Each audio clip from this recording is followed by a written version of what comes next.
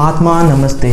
आप सभी का मेरे YouTube चैनल शुद्धि हीलिंग सेंटर में एक बार फिर से स्वागत है। जैसे कि हमने अपने कुछ लास्ट वीडियोस में देखा कि अलग अलग बीमारियों के क्या क्या पॉसिबल फिजिकल, मेंटल, इमोशनल और स्पिरिचुअल कॉजेज़ हैं, तो उसी सीरीज़ को आगे कंटिन्यू करते हुए जो हमारा आज का टॉपिक है दैट इज़ सोराइसिस। तो सोराइसिस बेसिकली एक स्किन डिजीज़ है, ये एक टफ डिजीज़ है।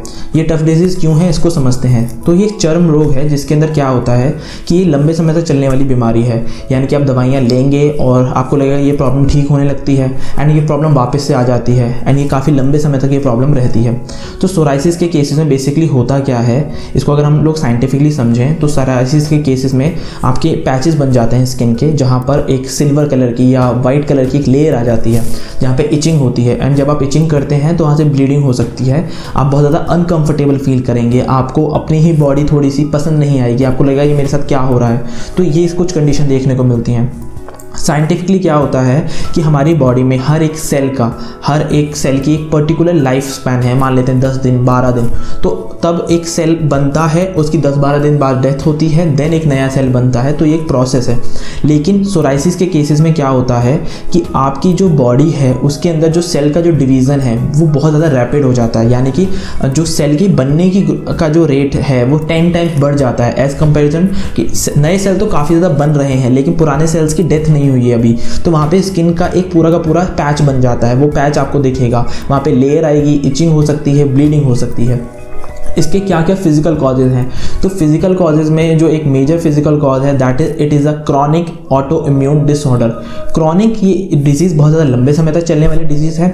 ऑटो इम्यून, तो जैसे कि मैंने अपनी कुछ लास्ट वीडियोज़ में भी आपको बताया कि इम्यून सिस्टम क्या है, तो बेसिकली हमारी शरीर की एक रोग प्रतिरोधक क्षमता है, यानी कि वो एक पावर जिसकी वजह से हमारी बॉडी डिफ्रेंशिएट कर पाती है कि फॉरेन पार्टिकल कौन से हैं, उनके ऊपर अटैक करके उनको ख़त्म कर देती है। फॉर एग्जाम्पल बैक्टीरिया और वायरस अगर हमारी बॉडी में एंटर करने की कोशिश करते हैं तो हमारी बॉडी का इम्यून सिस्टम एक्टिवेट होता है, उनके ऊपर अटैक करता है, उनको ख़त्म कर देता है।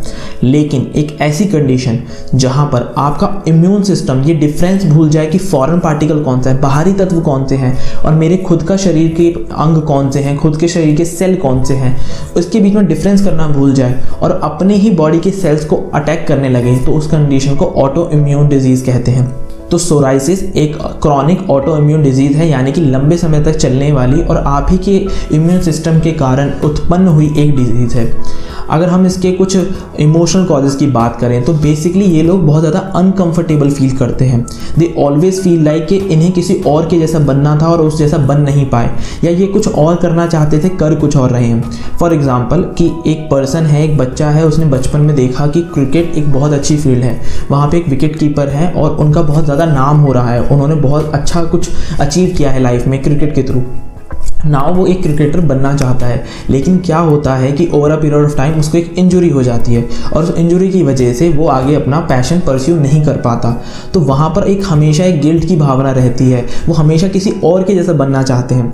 लेकिन वहाँ पे एक बात समझने की ज़रूरत है that you are the unique personality.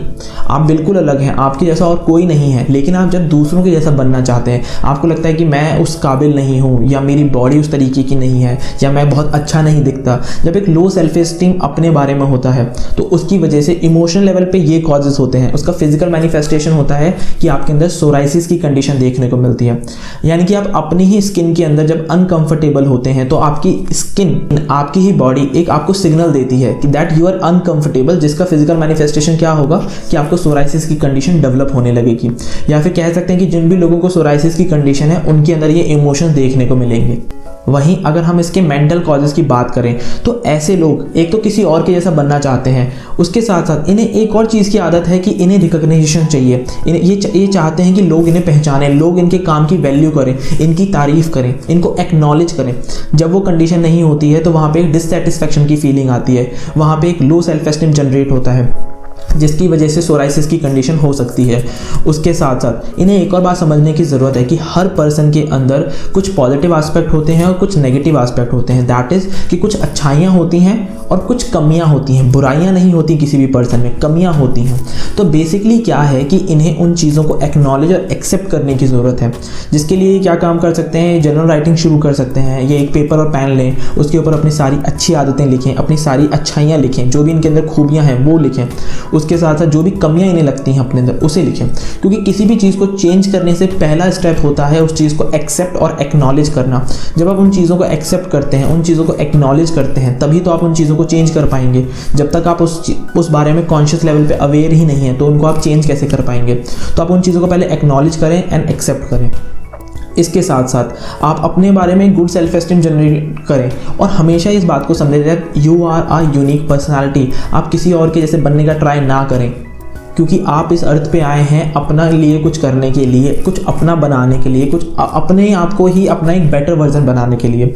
आप डेली ट्राई करें अपने आप से कल से बेहतर बनने के लिए, लेकिन आप कभी भी ये ट्राई ना करें कि मुझे उससे आगे जाना है, किसी से कॉम्पीट करना है। हेल्दी कॉम्पिटिशन रखें, इंस्पिरेशन रखें, लेकिन जेलेसी की जो भावना यहाँ पे देखने को मिलती है कि नहीं नहीं वो ऐसा कर रहा है, मैं ऐसा क्यों नहीं कर पा रहा हूँ, तो इन सारी कंडीशन से ऊपर आएँ और अपने ऊपर काम करना शुरू करें। जब आप देखेंगे कि आप मेंटल और इमोशनल लेवल पे वर्किंग करना शुरू करेंगे तो फिजिकल लेवल पे इसका मैनिफेस्टेशन ये होगा कि आपकी सोराइसिस की कंडीशन रिवर्स होने लगेगी।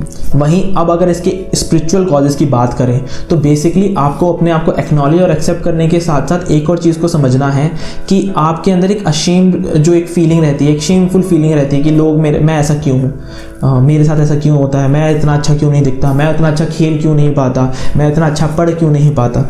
ये जो कुछ चीज़ें हैं जिसकी वजह से गिल्ट, एक शेम की फीलिंग यहाँ पे होती है। तो आपको समझना है you are a unique personality, आपका एक अलग से पर्सनैलिटी है। यू आर द सोल, आप सोल हैं। यू आर आत्मा, एंड आत्मा परमात्मा का ही अंश है। जब परमात्मा पूर्ण है, वो बहुत सही है, उसके अंदर कोई कमियां नहीं है, वो प्योर है, तो आप भी प्योर हैं। कमियां हो सकती हैं आपके अंदर, आपको उन कमियों के ऊपर काम करना है। इसके लिए आप क्या कर सकते हैं कि जिन भी लोगों की तरफ से आपको कुछ भी कोई नेगेटिव थॉट प्रोसेस कभी कोई आया है, आपको जिन लोगों से नहीं बनती है, लड़ाई झगड़े होते हैं, या जो भी लोग आपको बहुत ज़्यादा रिजेक्टेड फील कराते हैं लाइफ में, आप उन लोगों से फॉरगिवनेस कर सकते हैं।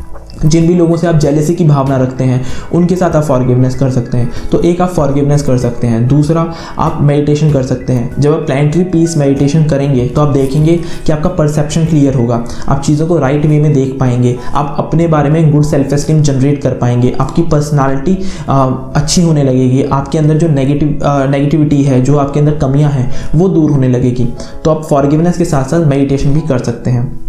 इसके साथ साथ अगर आपको सोराइसिस की कंडीशन बहुत ज़्यादा सीवियर है, बहुत ज़्यादा पुरानी है, तो आप दिए गए नंबर पर कांटेक्ट करके एनर्जी हीलिंग के सेशंस के लिए कांटेक्ट कर सकते हैं। और अगर आपको ये प्रॉब्लम नहीं है और आपके नोन में किसी को ये प्रॉब्लम है तो आप दिए गए नंबर पे कांटेक्ट कर व्हाट्सएप कर कोर्सेज के रिगार्डिंग क्वेरी कर सकते हैं, इन कोर्सेज को सीख सकते हैं और अपने नियर एंड डियर वंस के लिए इस कोर्सेज का अप्लाई करके एनर्जी हीलिंग्स उनके लिए करके उनको हील कर सकते हैं, उनकी इस कंडीशन को रिवर्स करने में उनकी हेल्प कर सकते हैं।